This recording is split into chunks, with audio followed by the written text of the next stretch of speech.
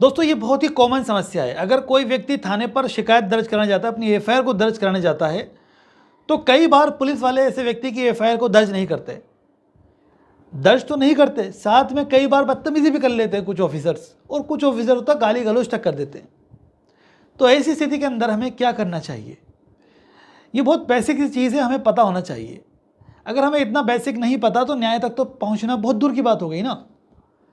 तो क्या करें? जैसे ही आप शिकायत दर्ज कराने जाते हैं थाने पर, एक पुलिस ऑफिसर ने आपकी शिकायत को दर्ज करने से इनकार कर दिया। अगर कॉग्निजेबल ऑफेंस की वो शिकायत थी तो वो बाध्य था आपकी एफआईआर दर्ज करने को, मैंडेटरी था उसको एफआईआर को दर्ज करना कानूनन। 154 सीआरपीसी के अंदर भी जब भी कोई व्यक्ति कॉग्निजेबल ऑफेंस की सूचना देता है पुलिस ऑफिसर को, तो एफआईआर दर्ज करनी होगी। लेकिन साथ ही ललिता कुमारी वर्सेस स्टेट ऑफ यूपी का जजमेंट है, जिसमें सुप्रीम कोर्ट ने कहा है कि अगर किसी कॉग्निजेबल ऑफेंस की सूचना प्राप्त होती है किसी पुलिस थाने को, तो उस पुलिस ऑफिसर की ये ड्यूटी है कि एफआईआर को दर्ज करे। जो ऑफिसर पुलिस की एफआईआर को दर्ज नहीं कर रहा हो, उसके खिलाफ 166 और 166 AIPC के तहत कार्रवाई की जा सकती है। सुप्रीम कोर्ट कह रहा है ये बात। क्या चक्कर है, इतना सुप्रीम कोर्ट के कहने के बावजूद भी एफआईआर दर्ज नहीं हो रही, और नहीं हो रही तो अब क्या करें, कैसे दर्ज करवा दें? तो सुप्रीम कोर्ट ये कहता है कि अगर किसी मामले की आपको एफआईआर दर्ज करवानी है तो सिस्टमेटिक आना होगा, यानी सीढ़ी बाय सीढ़ी चलना होगा हमें। हम सीधे डायरेक्ट कोर्ट में जाकर के एफआईआर को दर्ज नहीं करा सकते, प्रोसेस फॉलो करना ज़रूरी है। तो एक व्यक्ति जिसकी एफआईआर दर्ज नहीं हो रही है, वो जाता है शिकायत करने के लिए थाने पर, अपनी एफआईआर को दर्ज कराना चाहता है। वो पुलिस ऑफिसर ने इनकार कर दिया एफआईआर दर्ज करने से, तो सेकंड स्टेप क्या है? उसको अपने ज़िले के एसपी को शिकायत पेश करनी होगी। जो तहरीर उसने दी थी लोकल थाने पे, उसी कंटेंट के साथ एसपी साहब को भी देनी पड़ेगी। आप ये एप्लीकेशन जो एसपी साहब को दे रहे हैं, किसी वकील के माध्यम से लिखवा करके पेश कर सकते हैं। जब भी कोई एफआईआर आप थाने पे दर्ज करवाने जाएं, उसकी फ़ोटोकॉपी ज़रूर कराएं, क्योंकि उसमें जो बातें लिखी हैं और जो एसपी को दे रहे हो उसमें जो बातें लिखी हैं, जो आपकी मेन शिकायत है, उसमें डिफरेंस नहीं आना चाहिए। फिर आप कोर्ट में जाओगे बाद में तो डिफरेंस आएगा। तो इसलिए फ़ोटोकॉपी करा के रखें, क्योंकि वही कंटेंट एसपी साहब के पास जाएगा। आपका एसपी साहब के पास एप्लीकेशन पेश करके आप अपनी एफआईआर को दर्ज करा सकते हैं। आमतौर पर लेडीज़ के जो मामले होते हैं, महिलाओं के साथ जो अपराध वाले मामले होते हैं, ऐसे मैक्सिमम केसेस के अंदर एसपी के आदेश से एफआईआर को दर्ज कर दिया जाता है। यानी अगर किसी महिला की एफआईआर को लोकल थाने ने दर्ज नहीं किया और वो एसपी साहब के पास पहुंच गई, तो उसके मैक्सिमम चांसेस है कि उसकी एफआईआर दर्ज हो जाएगी, क्योंकि महिलाओं को प्रॉपर रिस्पॉन्स मिलता है एसपी के वहाँ से। ये मेरा प्रैक्टिकली अनुभव है, आपसे जो शेयर कर रहा हूँ मैं। लेकिन मान लीजिए कोई भी व्यक्ति है जो लोकल थाने पे गया, एसपी साहब के पास गया, एसपी ने भी उसकी एफआईआर दर्ज करने के आदेश नहीं किए। संबंधित लोकल थाने को पुलिस एसपी साहब ने नहीं कहा एफआईआर दर्ज करने को। आपके क्षेत्र में एसीपी हो सकता है, लगता हो एसपी या एसीपी, जो भी लगता है आपके क्षेत्र में, हम उसकी बात करें। वहाँ जाकर के आप एप्लीकेशन देते, एफआईआर दर्ज कराने के लिए, आदेश करवाने के लिए निवेदन करते हैं।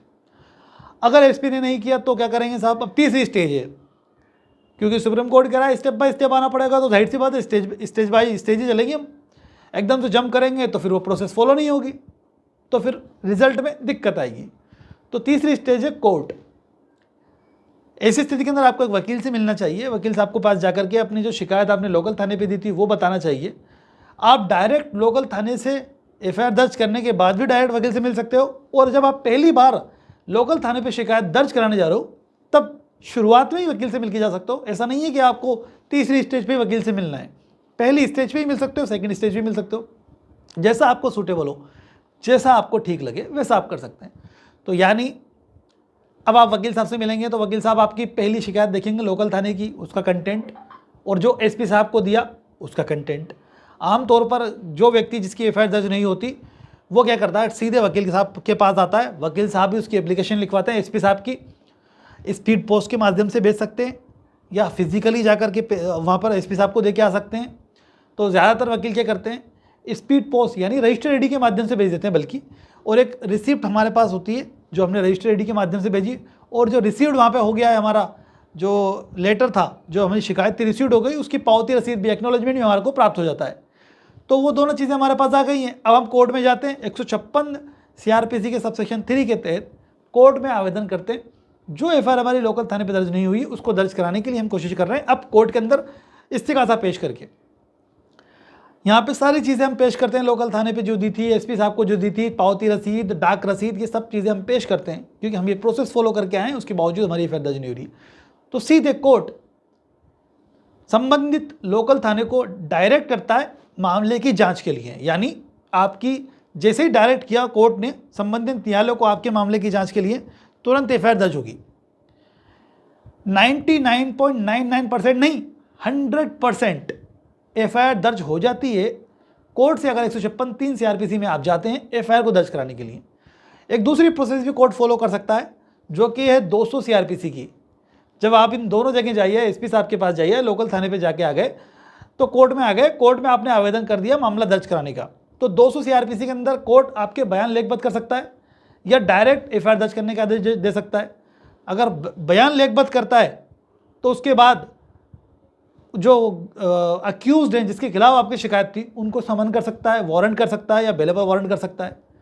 तो आपके बयान लेने के बाद, आपके गवाहों के बयान लेने के बाद ये कर सकता है, या फिर जांच के लिए वापस से लोकल थाने में भेज सकता है। ये मजिस्ट्रेट पे डिपेंड करता है। ये दोनों तरीके फॉलो करते हैं आमतौर पर मजिस्ट्रेट। तो किसी भी मामले के अंदर आप इस तरह से अपनी एफआईआर को दर्ज करा सकते हैं। आपकी एफआईआर दर्ज होगी ही होगी, कोई रोक नहीं सकता एफआईआर को दर्ज करने से। फिर भी कोई अगर कन्फ्यूज़न है तो आप कमेंट करके सवाल कर सकते हैं। और ऐसे ही वीडियो देखने के लिए हमारे चैनल को सब्सक्राइब करें दोस्तों। Thank you.